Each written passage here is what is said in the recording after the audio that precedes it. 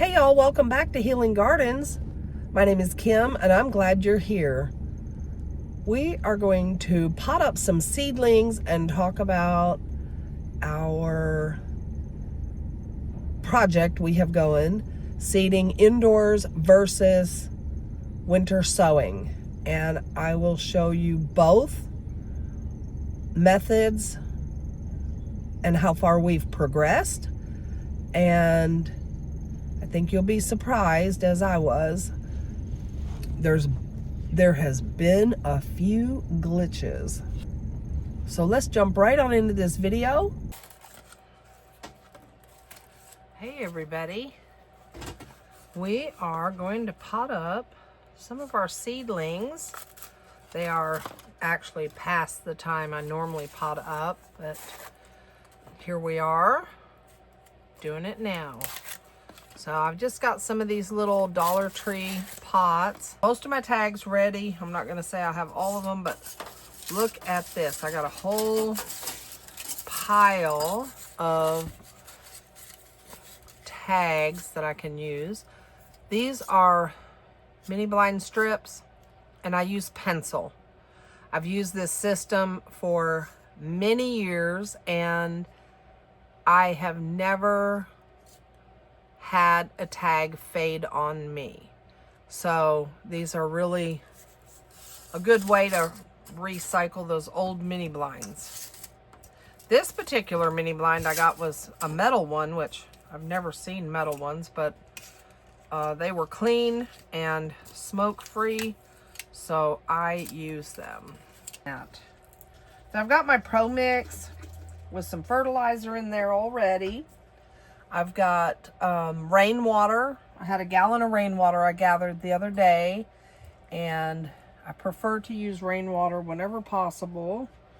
If I don't use rainwater on my seedlings, then I will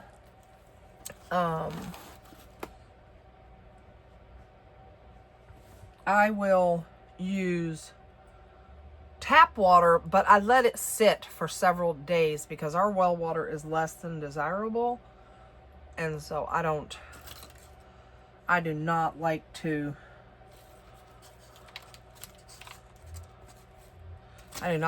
use it unless I absolutely have to. But I've got several barrels and 5-gallon buckets and containers all set up with under the eaves to collect rainwater, and it seems to be holding out pretty good for me. I do have, this time, got smart, I put a trash can liner on the table to collect some of our dirt.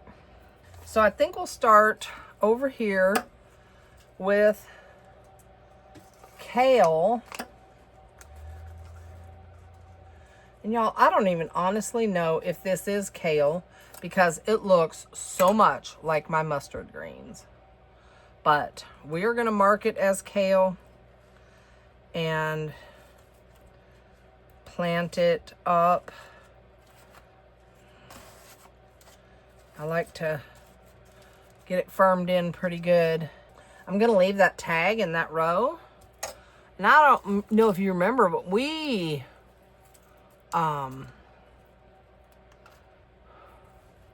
thinned these out quite a bit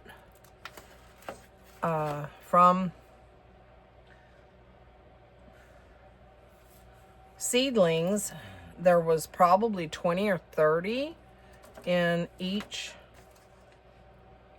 little cell, and I thinned them down to 3 or 4, but I think some more actually sprouted. So there's just a lot in each pot or each cell.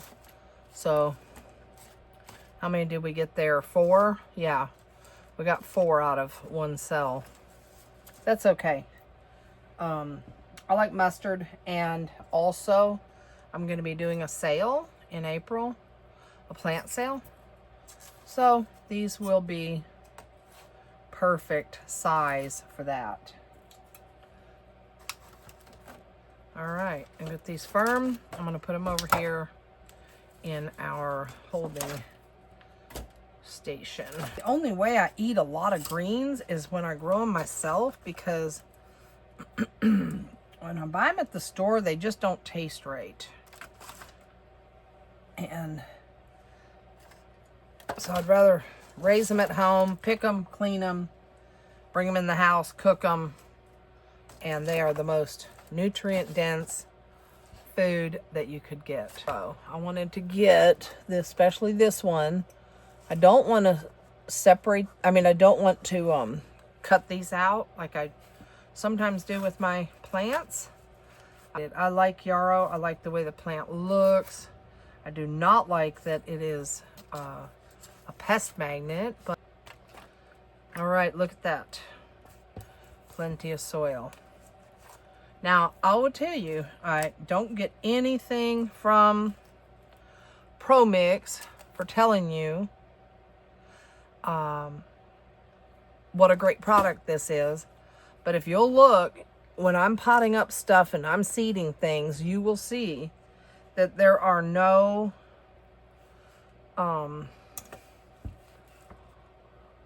sticks and stones and plastic bits and all that stuff people are finding in their soil. Look at these roots. This little guy is happy. The basil. Basil is one of the key components in a lot of my herb blends. And so I want to have, for myself, I really want to have about 20 basil plants. I want lemon, plain Genovese, and plain sweet basil. And I also want, what was the other one? Oh, it's a purple red basil. So I'm looking forward to growing that as well. Oh, these are going to be so much happier. How many is in here? We got 2, 1. Oh my goodness. Clusters of them. That's what happens when you have big old fingers like I do, is those poor little seeds, they don't get to have one per cell. I try to pick up one per cell and it doesn't work. And I usually don't have enough time to do, sometimes what I do, if I have time, is I wet the end of my pencil and I pick up one seed and put it in. One seed, put it in. But sometimes I don't have time for that. I just got to get the seeds in the planter, and then I end up with too many. And as you know, when we were planting these, a lot of our seeds got stuck inside the bag, and I had to rinse them with water to get them out. So that's probably what happened with that basil. Let's get some English thyme here. Oh, this is such a wonderful herb. I was hoping to get some lemon thyme. About it until I was going through the seed packages earlier. And for some reason, I thought that I had picked up lemon thyme. But I will get some lemon thyme before it's over. And lemon basil, specifically lemon basil. Because I love to use that for my water. And these are just little, delicate little creatures here. We're going to get this in. Get them standing up. Seedlings are very hardy, and I used to be really particularly careful with them and spend lots of time up potting and all that. And then I realized that it was completely unnecessary. I need lots of time for my Italian herbs, and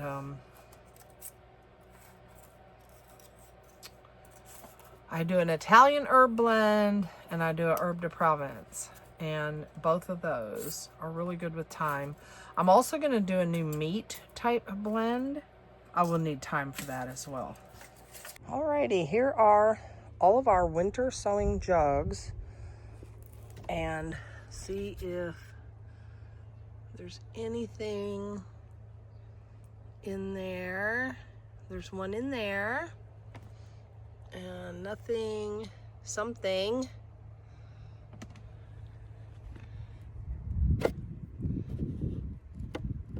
Looks like they're all doing good, getting plenty of water in this rain.